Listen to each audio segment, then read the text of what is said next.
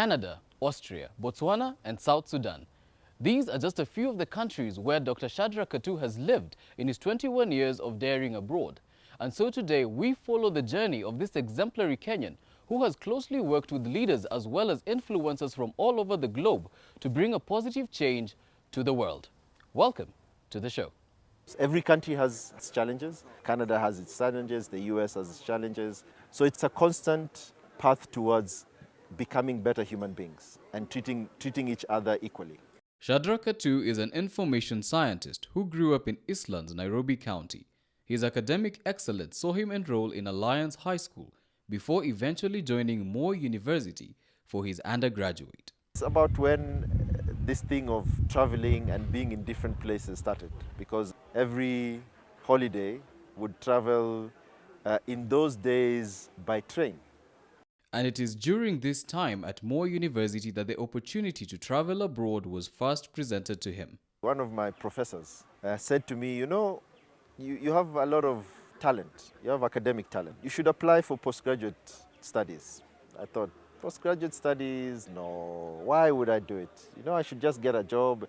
So he kept insisting, pestering me and pestering me. In fact, he got to the point where he placed the forms in front of me and said, you can't leave my office until you fill them. So I filled 3 forms, one to a university in Florida in the US, another one to a university in London, and another one to a university in Vancouver in Canada. And then I forgot about it. Upon graduating in 1996, a hard-working Shadrack returned home and immediately began helping out with the family business. In the process, he received a response from one of the universities he had applied, informing him that he had been granted admittance to study there. Which came to me as a surprise, because at that point I had never thought of leaving the country. I was used to being in the country at a distance from home. But now what this said is I'm going to be at a very long distance from home.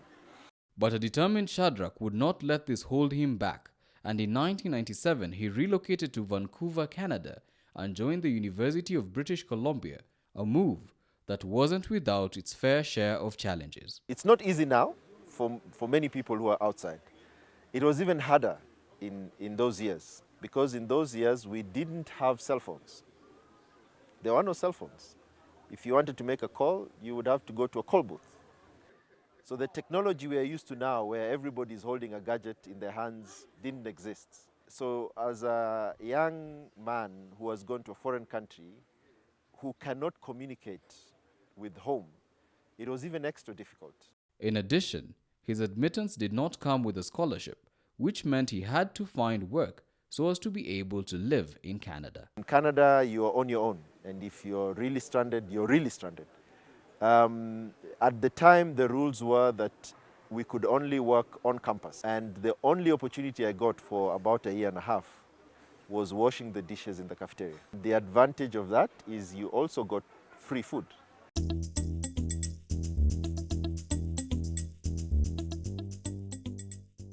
I did the first master's and then I enrolled for a second one while I was still in Canada.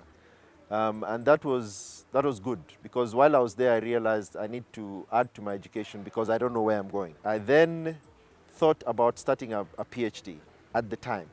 But one of my lecturers told me, no, you need to have some work experience so that by the time you're doing a PhD, you've come with life experiences into the studies. So Shadrack took the advice of his lecturer and after 4 years in Canada relocated to Botswana in 2001, and he began his new job at the University of Botswana. So I then became a university lecturer at the age of about 27, which was an interesting, different experience. So I've left Africa, I've left Kenya, I've gone to North America, spent 4 years, and then I've come back to the continent, but a different country. This change did not only provide Shadrack with a change of scenery, but also a unique challenge. Botswana had this program where they would bring all government officials into university to get a minimum of a certificate or a diploma, because they wanted their people to have these qualifications. So we are talking 2001. So in my class were people the age of my parents. So that was an interesting dynamic. But his stay in Botswana was short-lived, After just 2 years in the country, Shadrack felt it was time to finally pursue his PhD.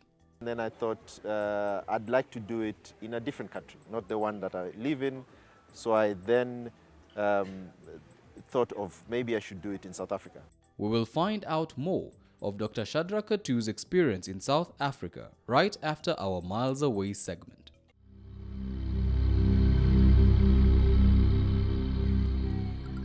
On Miles Away today, we tour the Republic of Botswana, where Dr. Shadrack Katuu worked.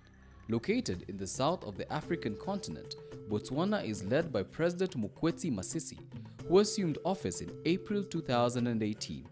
Botswana has a population of about 2 million people and its capital is Gaborone.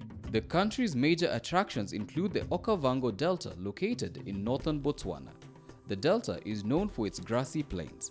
Another attraction is the Chobe National Park, which is the country's first national park and home to large herds of elephants, giraffes, buffaloes, and other wildlife. While in the country, you may stumble across the Kalahari Desert. The name Kalahari is actually derived from the Tswana language and translates to the Great Thirst. Botswana is also home to one of the world's largest diamond mines. Orapa Diamond Mine is located in the central district of the country. Similar to Kenya, Botswana is also regarded as an amazing place to go on safari. And that's Miles Away.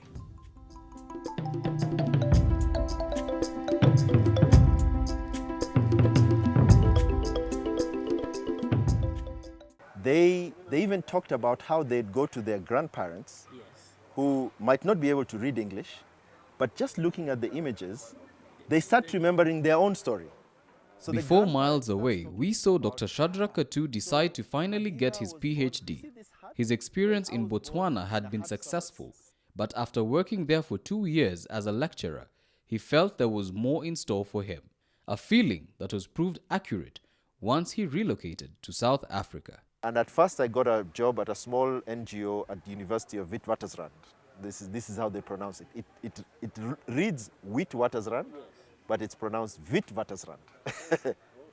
Yeah, so, and while I was there, the colleague that I worked with, Van Harris, was recruited by the Nelson Mandela Foundation to help Madiba, Mr. Mandela, so we all call him Madiba, to help Madiba with his archives. So my colleague, Van Harris, left our small NGO and went and worked there on a contract. And then while he was there, he said to me, I think you should come and work here part-time. So I then joined the Nelson Mandela Foundation in 2005 to help them at first with their record keeping. So Shadrack found himself working side by side with the late Nelson Mandela, an experience that he cherishes to this day. It was an amazing experience. We had amazing experiences just doing work around his life, telling stories about what they had to go through, him and his comrades. It's one thing he always reminded us. He said, my foundation is not about me. My foundation is about the struggles of the African people in South Africa. And after working there for 5 years as well as completing his PhD, Shadrack was on the move again. Madiba had stopped coming to the office, so he had reached the point where he was getting very frail. I also thought it was time to do a transition. I managed to get a job at the International Monetary Fund, Washington, D.C., and I worked there for 2.5 years. It's very different from working for Mr. Mandela. It's very different from working at a university or any of the other places that I worked in.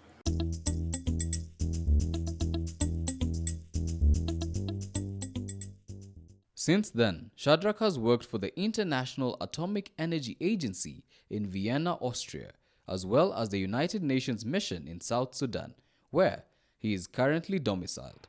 From his many travels, what can he say is the most important lesson he has learned? Every country has its challenges. Canada has its challenges, the US has its challenges. So it's a constant path towards becoming better human beings and treating each other equally. His hard work did not go unnoticed, earning him international accolades like the Outstanding Reviewer Award from the Emerald Group based in the UK and the level C3 rating under South Africa's National Research Foundation. But despite all the success, Kenya, was still close to his heart and a part of his motivation to sojourn abroad. People need to know about Kenyans not just by seeing our ambassadors. They need to know about Kenyans by seeing Kenyans. So they need to see Kenyans in Canada. Canadians need to see Kenyans. Then they understand what your country is about. Americans need to see Kenyans. Austrians need to see Kenyans. Malaysians need to see Kenyans. We talk about brain drain. I see it as brain gain. He further adds that living in foreign lands is not easy. Just like our stories are a tapestry of different things. Just like a tree is not one branch, it's several branches. A forest is not one tree, it's several trees. It's always tough to be away from your friends and relatives, people you've known and grown up with. Not everybody understands your situation, and not everybody has the kind of generosity that you would expect while you're at home.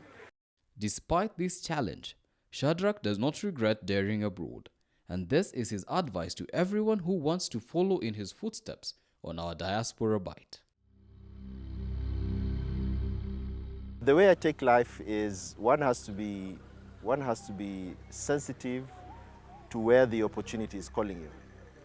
And if you're not sensitive to where the opportunity is calling you, then you might miss the opportunity in the quest to being rigid about where you want to go. Shadrack Katuu left the country in 1997, focused on coming back after just 2 years. But 21 years later, he is still daring abroad and using his experience to better not only the African continent, but the entire world. His is a story on the importance of seizing an opportunity wherever it may present itself. Until next time, I'm Michael Zimanji.